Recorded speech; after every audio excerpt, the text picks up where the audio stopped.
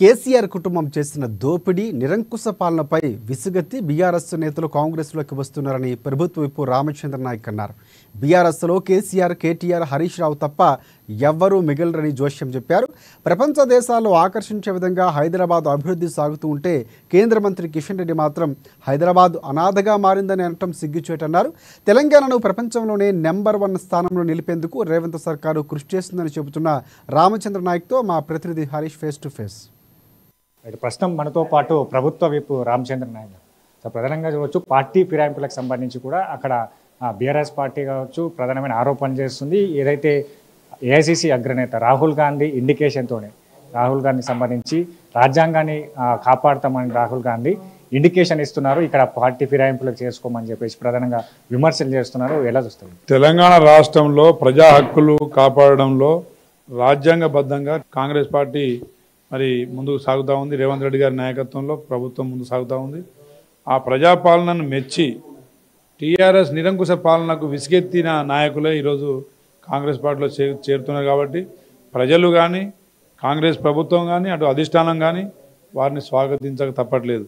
ముఖ్యంగా 10 సంవత్సరాల్లో కనుక ఈ నాయకులను వారు ఎప్పుడైనా పిలిచి వారి సమస్యల మీద ఎక్కడైనా వీళ్ళు సమీక్షలు చేసి ఉంటే ఈ టీఆర్ఎస్ పార్టీని విడాల్సిన అవసరం వారికి ఉండకపోయేది. ఎమ్మెల్యేలే కాదు, మా కాంగ్రెస్ ప్రభుత్వం 10 సంవత్సరాలు లేదు రాష్ట్రంలో, అయినా కానీ ఒక్క కార్యకర్త ఎక్కడ చెక్కు చెదరకుండా మాతోనే ఉన్నారు. టీఆర్ఎస్ పార్టీలో గ్రామ స్థాయిలో, మండల స్థాయిలో, మన నియోజకవర్గ స్థాయిలో, రాష్ట్ర స్థాయిలో ఏ ఒక్క కార్యకర్త టీఆర్ఎస్లో ఉండడానికి ఈరోజు సంతృప్తిగా లేడు. ఎందుకంటే కేసీఆర్ వాళ్ళ కుటుంబం చేసిన దోపిడీ కావచ్చు, 10 సంవత్సరాల్లో వారు చేసిన నిరంకుశ పాలన కావచ్చు, ఏకపక్ష నిర్ణయాలు కావచ్చు, రాష్ట్రంలో వాళ్ళు మిగిల్చిన అప్పులు కావచ్చు, ఇవన్నీ చూసినాక ఏ నాయకుడు ఏ కార్యకర్త టీఆర్ఎస్లో ఉండడు. త్వరలోనే టీఆర్ఎస్ పార్టీ మిగిలితే ముగ్గురు, లేదంటే వాళ్ళు పోయి మూసీలన్నా దూకాలి, బీజేపీలన్నా దూకాలి. ఢిల్లీలో హరీష్ రావు, మాజీ మంత్రి హరీష్ రావు పలు కీలక ఆరోపణలు చేశారు. అయితే కాంగ్రెస్ పార్టీ నుంచి బీఆర్ఎస్ పార్టీలోకి వచ్చిన ఎమ్మెల్యేల వల్ల కూడా ఎలాంటి లాభం లేదని కూడా ఆయన బహిరంగంగా వ్యాఖ్యలు చేసి దానిపైన కూడా కాంగ్రెస్ ఇప్పుడు అక్కడ కొనసాగుతున్న ఆ ఎమ్మెల్యేలంతా కూడా వాళ్ళతో పార్టీ మారేందుకు సిద్ధంగా ఉన్నారు అంటున్న వార్తలు వినిపిస్తున్నాయి. వాళ్ళు ఒకవేళ వస్తే చేర్చుకుంటారు. ఇప్పుడు దయ్యాలే వేదాలు వల్లించినట్టు ఉంటాయి కేటీఆర్, కేసీఆర్ మాటలు. అక్కడ వారు అక్కడ పనికొచ్చిన నాయకులు ఇక్కడ పని రాకుండా పోతారా కానీ ప్రజలు నిర్ణయిస్తారు, కాలం నిర్ణయిస్తుంది, పరిస్థితులు నిర్ణయిస్తాయి. ప్రజలు కోరుకున్న తెలంగాణ గత 10 సంవత్సరాల్లో చేయలేకపోయారు.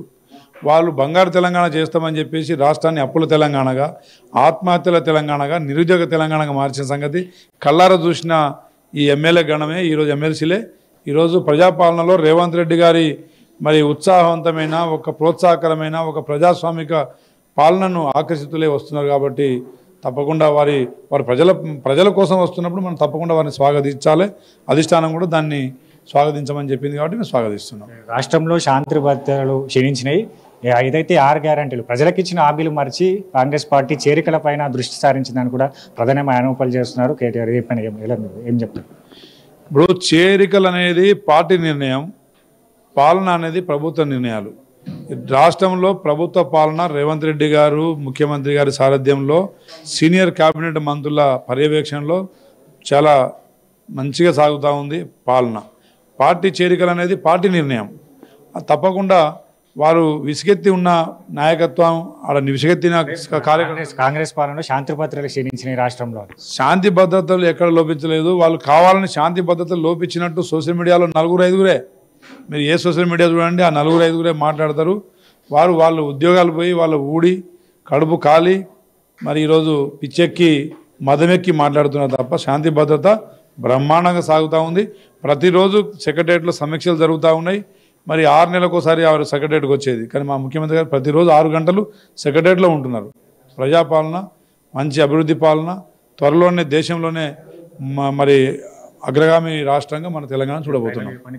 కేంద్ర మంత్రి కిషన్ రెడ్డి గారు ప్రధానమైన ఆరోపణ చేస్తాడు. ఏదైతే హైదరాబాద్ రేవంత్ రెడ్డి పాలనలో హైదరాబాద్ అనాథగా మారింది. కిషన్ రెడ్డి గారికి బుద్ధుండాలే. వారికి ఒక బాధ్యతాయుతమైన ఒక పొజిషన్లో హైదరాబాద్ ఈరోజు ప్రపంచ దేశాలని ఆకర్షించే విధంగా అభివృద్ధి సాగుతుంటే మరి వారు అట్లా మాట్లాడడానికి నాకు తెలిసి వారి మతిస్థిమితం ఏమైనా కోల్పోయిండేమో అనుకుంటున్నా. మరి తన బీజేపీలో మరి తనకి ఏమన్నా అక్కడ ఏమైనా నిరాశపరిచి ఫ్రస్ట్రేషన్లో ఉండేమో ఒకసారి మీడియా మిత్రులు మీరే తేల్చాలి. హైదరాబాద్ ప్రపంచ దేశాల్లోనే పోటీ పడుతూ ఉంది. అతి తక్కువ సమయంలో అభివృద్ధి చెందుతున్న మరి పట్టణంగా మెట్రో సిటీగా హైదరాబాద్ మంచిగా అభివృద్ధి చెందుతూ ఉంది. రేవంత్ రెడ్డి గారు ఆ అభివృద్ధిని ఇంకా పురోగతిని సాధించాలనే ఓఆర్ఆర్ మీద దృష్టి పెట్టిర్రు, అదేవిధంగా ఐటీ కారిడార్ మీద దృష్టి పెట్టిరు, ఫార్మాసిటీ మీద దృష్టి పెట్టిరు. ఇన్ని సమీక్షలు నడుస్తూనే ఉన్నాయి. హైదరాబాద్ త్వరలోనే ఒక మంచి ప్రపంచంలో అన్ని అవార్డు పొందే ఒక మన పట్టణంగా మిగులుతుంది.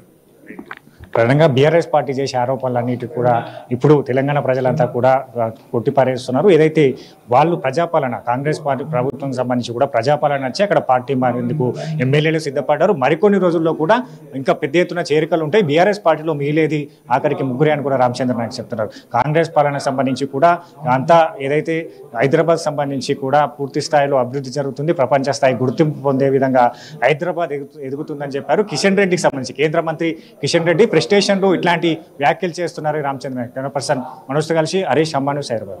ప్రస్తుతం మనతో పాటు ప్రభుత్వ విప్ రామచంద్ర